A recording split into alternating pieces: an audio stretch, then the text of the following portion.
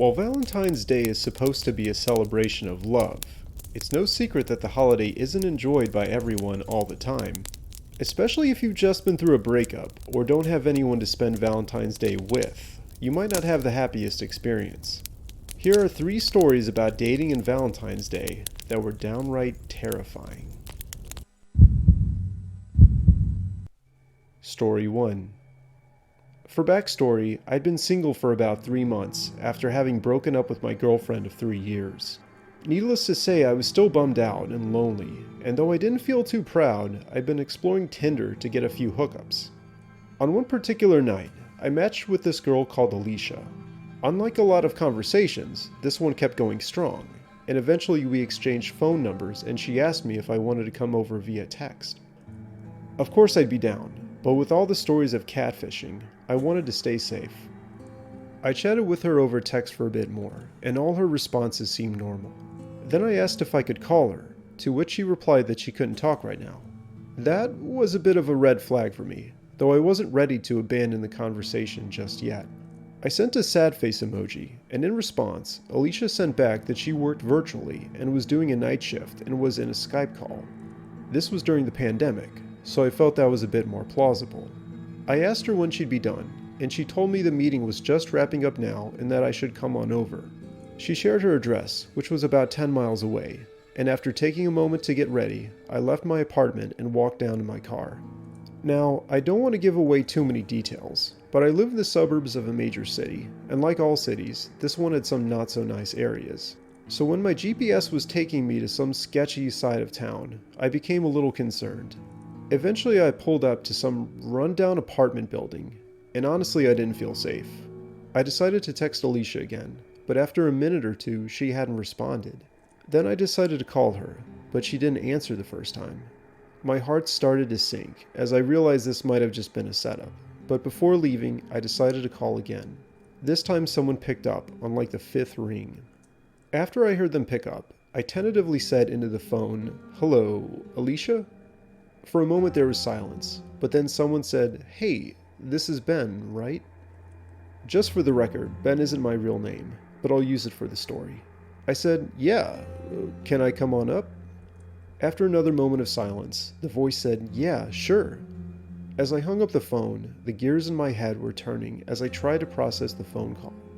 The voice on the other end definitely sounded like a woman's, but it was different from how I was expecting.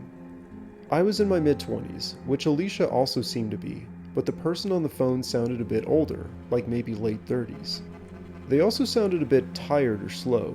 I'm not quite sure how to describe it. It wasn't reassuring. I'm not exactly sure why, perhaps it was because I hadn't hooked up in like a month, but I decided to get out of my car and go on up to her apartment. What I told myself was that maybe Alicia lied a bit about her age, just so that she could get a bit more attention. It was supposed to be a quick hookup anyway, so it wasn't like I'd be in some long-term relationship. As I walked up the stairs to Alicia's apartment, which was on the 3rd floor, I became more apprehensive as I looked around at the surroundings. The narrow hallways of the building were not well maintained, and I thought I could hear screaming coming from one of the apartments further away. Finally, I got to Alicia's apartment and knocked on the door. No one answered, so I waited another few seconds and knocked again. This time I heard footsteps on the other side of the door, and then the lock unlocking. However, when the door opened, I was shocked to see a man answer it. He looked to be in his mid-20s, and the best way I could describe him was that he looked like Shaggy from Scooby-Doo. At this point, alarm bells were going off in my head, and I told him, "Sorry, I think I have the wrong apartment." "Alicia?" he said. I don't know why, but I decided to give the situation just one last chance. "Yeah, is she in?" "Yeah, I'll get her." He opened the door a bit further and then walked inside, apparently expecting me to follow him. I looked inside the apartment to see that the lights were off. The only thing lighting up the room was the glow of a computer monitor and what appeared to be RGB lighting nearby. I guess this is kind of like what a streamer would use. From what I could see, there were 2 couches but not much else inside. I made up my mind then and there that I wasn't going in there. From where I was standing in the hallway, I asked the man, "So, are you Alicia's roommate?" I heard him say "yeah" from somewhere in the apartment. I couldn't exactly see where because he had walked out of my field of view. I asked him what his name was, and he told me Bang. Oh, like the energy drink? Yeah, I guess. I didn't like the way he said that. At this point, I was totally put off and decided it wasn't worth it to wait any longer. I texted Alicia and said I needed to go, and told myself I'd leave if she didn't respond immediately. When she didn't, I decided to say, hey, sorry, but I gotta take care of something, and I started backing up the way I came. Thankfully, and to my surprise, Bang, or whatever his real name was, didn't say anything or come after me. I turned around and walked quickly back down the stairs. I got back to my car without incident, but as I opened the door, I heard screaming coming from somewhere above me. I thought I could make out the words, "Why did you let him leave?" I looked up and saw the window to what I think was Alicia and Bang's apartment, and it now had the light on. Two silhouettes were looking down at me.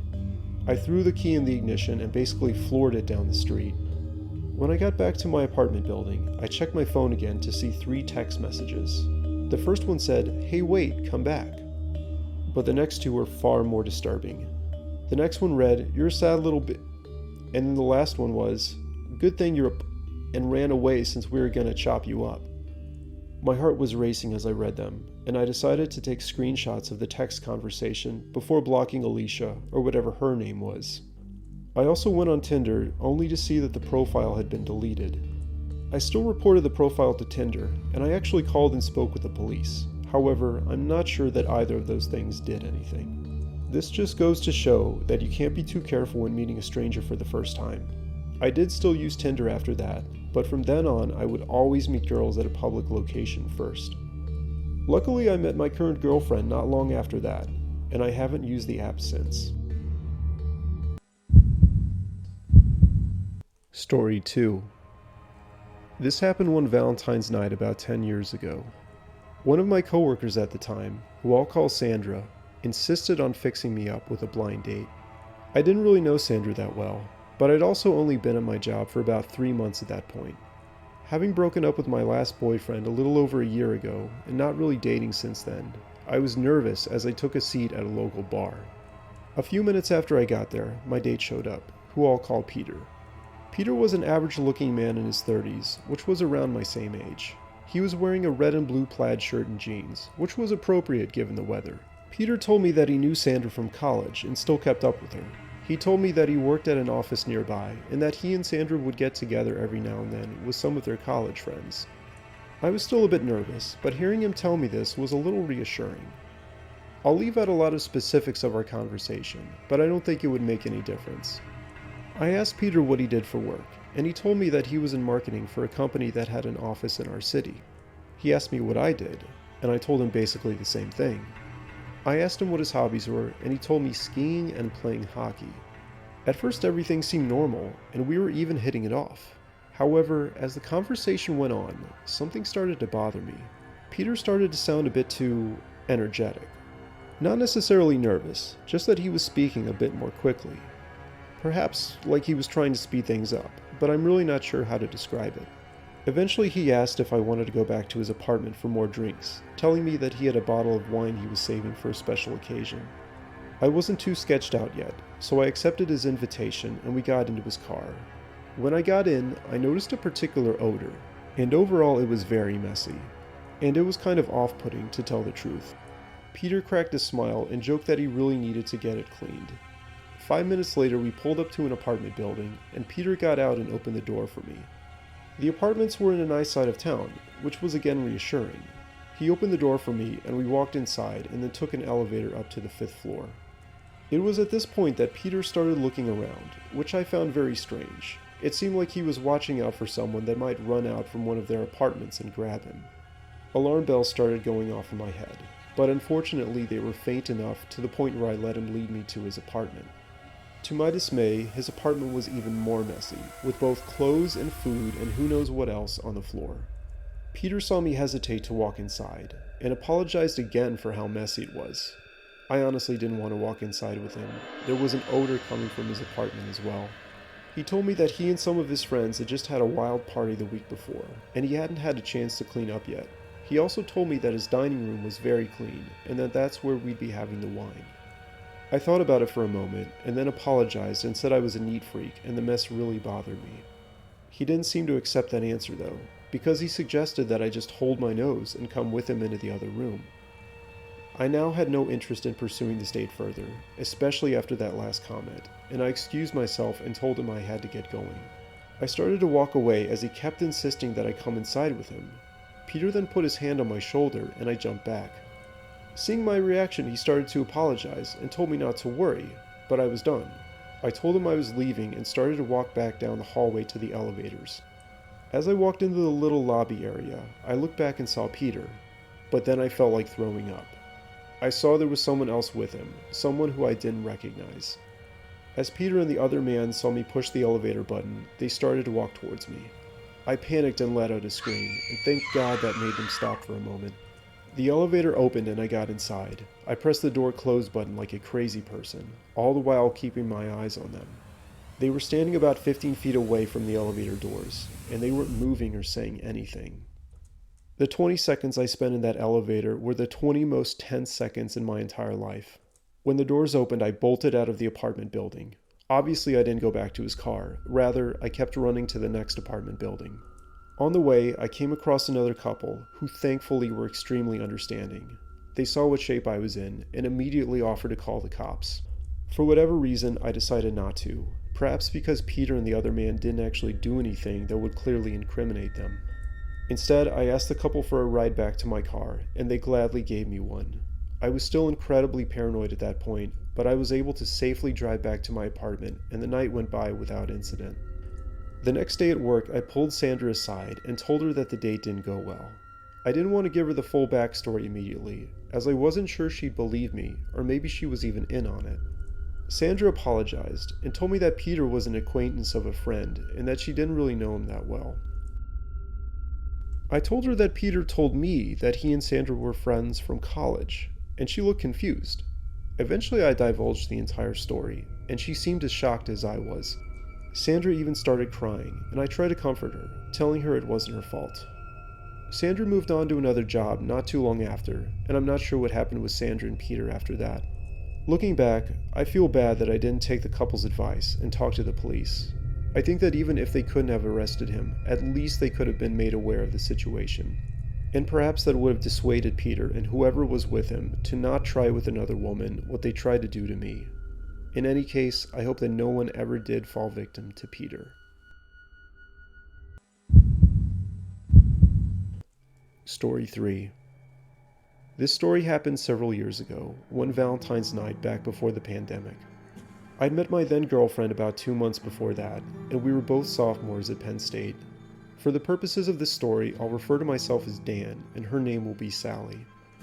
To be honest, our relationship wasn't going that great, and I had been considering whether or not to break things off. After our first few dates, I noticed Sally was a bit clingy, and some of the things she said were just out there. I don't mean like conspiracy theories, but she'd just say things that wouldn't be related to the current topic of conversation. It was kind of a turnoff for me. However, as this was right before Valentine's, I thought that dumping her then would make me a huge jerk. So I decided to try to have one last positive experience with her, and to have us enjoy ourselves. I started getting ready in my dorm room around 5 p.m. It was a Friday and we were done with all our classes. I planned to take Sally to a local restaurant that we'd gone to like twice before, and then after that to see a movie at a nearby theater. I had gotten her a little stuffed animal and a box of chocolates. Cliché, I know. Eventually she called me and I drove over to her apartment to pick her up. When I pulled up, Sally was already waiting at the curb for me. And even before I stopped the car, she quickly opened the door and stepped inside. This was another thing that kind of rubbed me the wrong way. Sally seemed very hyper and overly energetic. It would get on my nerves, but I didn't want to say anything. I also told myself that it would just be for another few weeks. Sally kissed me and I kissed her back, and she smiled and told me she was looking forward to the evening. I gave her the stuffed animal and chocolates, and she made a happy, very surprised face and kissed me again. At this moment I felt really bad, and started to question this whole plan about wanting to let her down easy. In any case, we were already on our Valentine's date, so it wasn't like I could back out now. As we drove over, Sally talked about how her classes this semester were so tough, and how her sister was having such an easier time in high school. She didn't really ask me a lot of questions, and I just went along with the conversation. A few minutes later, we pulled up to the restaurant. And though I tried to walk around to open the door for her, she had already opened and closed it by the time I got there. Sally held onto my arm as we entered the restaurant, and after checking in with the hostess found a reservation and led us to our table. I'll spare a lot of the details of the conversation, but one thing worth mentioning is that Sally started hinting at taking things further tonight. I didn't actually want to hear that, since I consider myself to be a decent person, and I wasn't going to go any further. Instead, I just tried to play it cool and gave a few generic responses like, maybe not tonight, or let's just enjoy the movie and see how the night goes. However, Sally kept dropping hints, to the point where it began to dominate the whole conversation. I was running out of things to say. I honestly had used up all of my responses and couldn't think of new ones. And then something unexpected and scary happened. I'm not sure exactly what I had said, but at that moment Sally banged her hands on the table. I looked up to see a very upset expression on her face, and her eyes were just, I'm not sure how to describe them. I was taken completely off guard. I noticed a couple people from neighboring tables stop what they were doing and look in our direction. You're dumping me, aren't you? Again, I didn't know what to say to that, especially now with an audience. While I was still trying to think of something, Sally said, there's another woman, isn't there? At least this question I could answer, and I answered truthfully. I said no, very matter-of-factly. Sally didn't believe that apparently, and continued questioning me very loudly. At this point she was practically yelling, and the whole restaurant had gone silent. Maybe it was the adrenaline pumping through my veins, but I figured this was as good a time as any to break things off. I can't remember what I said, but I think it was a generic, I think it would be best to take a break. The crowd had a bit of a reaction, with a few people expressing disapproval. However, I think that almost everyone was on my side, and wouldn't blame me one bit for trying to leave this relationship. Sally stopped yelling and started crying, collapsing back in her chair, and her face buried in her hands. I still didn't know what to do. I decided to walk around the table and place my hand softly on her shoulder, but she batted it away. I started telling her how I enjoyed our time together, in as much of a soft and calm voice as I could muster. I noticed a waiter come over to us, in all likelihood to ask us to leave, but he was giving us some space. After about a minute, Sally stopped sobbing, though when she lifted her face up, I could still see tears streaming down her eyes. I was ready to kill myself. I couldn't believe I was doing this to a girl on Valentine's night. My mind kept replaying the sequence of events that led up to this moment, trying to figure out a better way to have handled things. I honestly had been on the fence about continuing our relationship, and only made the decision to move towards ending things about a week ago. In that moment, I figured it would have been best to stop things there, even if it meant dumping someone the week before Valentine's. As I thought about what to say, Sally started to apologize profusely, and then walked quietly and quickly out of the restaurant. When my adrenaline died down, I began to feel extremely awkward, as I noticed the entire crowd was still silent. I looked at the waiter, who was still standing there patiently, and quietly asked him if I could pay. He nodded, and I walked with him back over to the reception area. I'm not sure why I did it, but I looked around at the people sitting nearby and said, I'm sorry. I quickly paid and went outside so that I could check on Sally. As I drove her here, she didn't have a ride. I saw her sitting on the hood of my car, standing motionless. I slowly approached, and before I could say anything, she apologized again, saying she was sorry for everything. I offered to either drive her back to her apartment or call an Uber, but she just shook her head. Then I did something that I would later extremely regret. I asked if she wanted to go ahead and see the movie, just as friends, before I take her back home. Sally didn't say anything, but instead quietly opened the car door, which I had unlocked with my keyless entry, and sat down. I took that as a yes, so I got inside and started driving. The whole ride there, she didn't say anything, and my self-esteem was clearly in the toilet. I didn't say anything either because, well, I didn't want to make things any worse. Eventually we got to the movie theater, at which point she asked if she could get some popcorn and snacks before we went in. To that, I happily agreed, as I was relieved to hear Sally say something. After getting 2 sodas, a large popcorn, and a Nestle Crunch bar, we walked into the theater and took a seat in the middle of an aisle, about halfway up.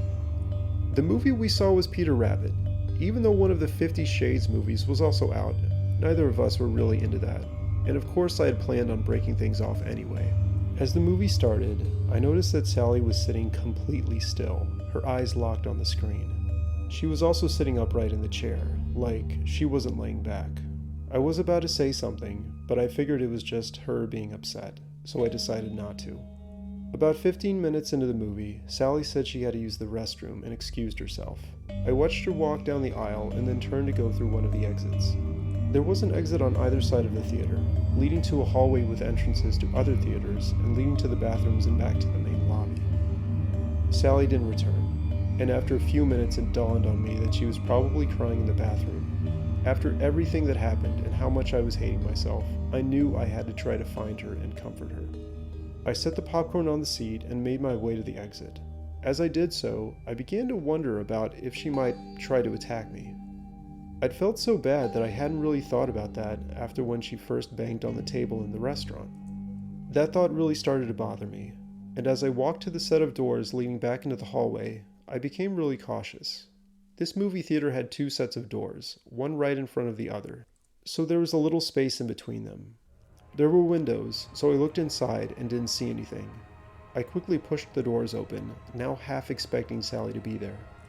But luckily she wasn't. I walked out the second set of doors and back up the hallways towards the bathrooms. When I got to the women's restroom, I waited outside for a minute or two, listening and planning what I wanted to say. When I didn't hear anyone inside, I said quietly, "Sally, are you in there?" Still nothing. After a few seconds I said, "Are you there, Sally?" in a little bit louder of a voice. I still didn't hear anything. I contemplated asking an employee to check in there, but before doing that, I decided to look right beyond the corner that apparently led to an area with sinks and try one last time. I asked again, but Sally didn't seem to be there, so I left. This particular movie theater only had one bathroom, which did have connections to both main hallways, so there wasn't another bathroom that Sally could be in. After that, I figured that Sally might have left, or that maybe she was outside keying my car. I checked outside, and luckily my car seemed untouched, but Sally also wasn't there. I considered that she was hiding in some of the bushes for me, but she wasn't there either. At that point, I went back to the lobby and gave the person at the concession stand Sally's description. I asked her if she saw anyone matching that description leave about 10 minutes ago, but the employee said they hadn't. Then I checked my phone, and there were no texts or calls. I texted Sally a few times, and when I didn't get a reply, I eventually called her. She didn't pick up. I decided to wait a few minutes and then called her again, and she still didn't pick up. So I was reasonably sure that she called an Uber, and I decided to just drive back to my dorm room. I wasn't really up for watching the rest of Peter Rabbit, needless to say. Before I drove away, I inspected my tires, not putting the possibility that Sally slashed them completely out of my mind. They weren't slashed though, so I drove back. But what happened next was straight out of a horror movie. As I pulled into the parking lot, I got a few texts. I knew they weren't from Sally, since I set custom texts and ringtones for her. As I looked down to check them, my car window shattered, and I turned to see Sally's fist coming towards my face. Though she hit me and there were a few shards of glass, I managed to move away a bit to soften the blow. I reacted almost instantly, opening my door and kicking it outwards. I felt it hit Sally's body and saw her fall backwards onto the ground. I jumped out of my car, and before she could get up, I held her down, pinning her arms. She was yelling almost incoherently, and it was only then that I noticed the large kitchen knife a few feet away in the grass. A couple kids noticed the altercation and came over, and one of them called campus security. The cops also came a few minutes after that. All the while she kept screaming at me, and after trying to calm her down, the cops ended up putting her in cuffs and placed her into one of the squad cars. I was evaluated by paramedics on site, and even though I only had minor cuts, they advised me that I should come to the emergency room to be evaluated there. During the series of events, I checked my phone and saw that the texts were from one of my friends, Kyle, who was in the same dorm. Apparently he saw Sally acting strangely and walking around the outside of our dorm with something in her hand, which I now knew to be a knife. Kyle was joking at the time he sent the texts, and asked me if she was coming to get me, apparently not understanding that was actually what was happening. Long story short, I got a restraining order, but decided not to press charges beyond that. I didn't see Sally again, including on campus, and I figured that she either avoided me on campus or else left and moved away. That has to be the single scariest moment of my life, and I'm thankful that she didn't take my eye out, or worse. I'd be lying if I said I still didn't feel bad for how I handled the situation leading up to that Valentine's Day, but I'm even more glad that I broke things off given how crazy Sally ended up being. After that, I made it a rule to not start dating any girls shortly before Valentine's Day, though I figured going on a first date on Valentine's was probably okay. I actually met my wife shortly before graduating, and we've since gotten jobs and started a family. I waited a while to tell her that story, and when I did, she was dumbfounded. She also didn't joke about it with me, since we both agreed it was a horrific experience. Even though I'm low-key terrified that Sally might find me somehow, some part of me still feels bad for her, and I just hope she's in a better place now.